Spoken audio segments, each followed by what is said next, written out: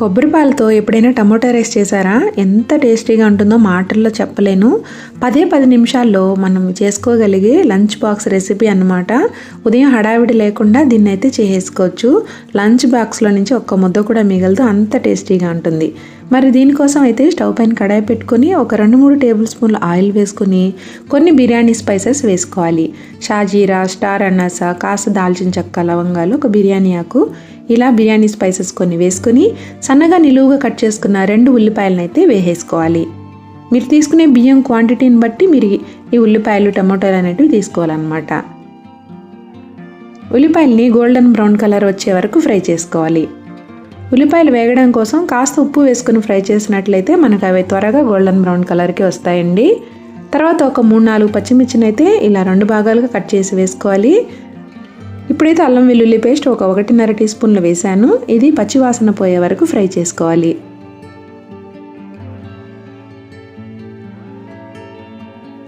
ఇప్పుడైతే ఒక 5-6 టమాటోల్ని కాస్త మీడియం సైజు ముక్కలుగా కట్ చేసి వేసుకుంటున్నాను.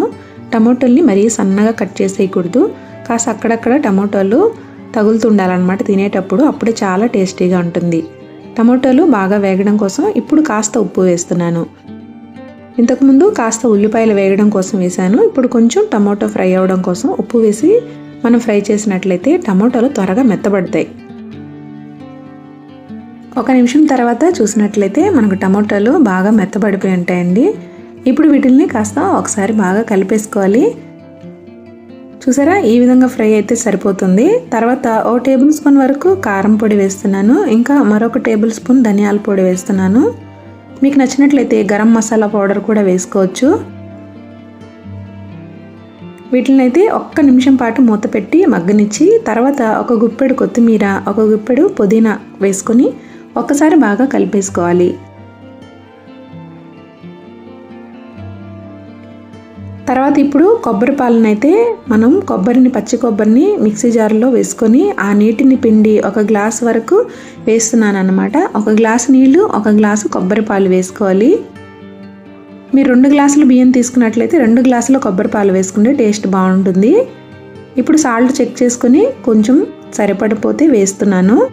ఇప్పుడు మూత పెట్టి ఒక 5 నిమిషాల పాటు బాగా మరగనివ్వాలి. ఇలా మరిగిన తర్వాత ఒకసారి బాగా కలిపేసుకుని మనం నానబెట్టి పక్కన ఉంచుకున్న బియ్యం అయితే వేసుకుంటున్నాను. బియ్యం వేసిన తర్వాత ఒకసారి బాగా కలిపేసి మూత పెట్టి ఒక 5 నిమిషాల పాటు హై ఫ్లేమ్లో ఉడికించుకోవాలి. మీరు కుక్కర్లో చేసుకునే పని అయితే ఒక 2 విజిల్స్ పెట్టుకుంటే సరిపోతుంది అన్నమాట. టమాటా రైస్ అనేది మనకు రెడీ అయిపోతుంది. నేను ఇక్కడ కుక్కర్లో మూత పెట్టి చేయట్లేదు, విజిల్ పెట్టట్లేదు, నార్మల్గా చేశాను. ఒక 5 నిమిషాల తర్వాత ఒకసారి బాగా కలిపేసి మూత పెట్టి దానిపైన వెయిట్ పెట్టేసి 10 నిమిషాల పాటు సిమ్మర్లో పెట్టి ఉడికించుకుంటే మనకు ఎంతో టేస్టీగా ఉండి ఈ కొబ్బరి పాలతో చేసిన టమోటా రైస్ అయితే రెడీ అయిపోతుంది.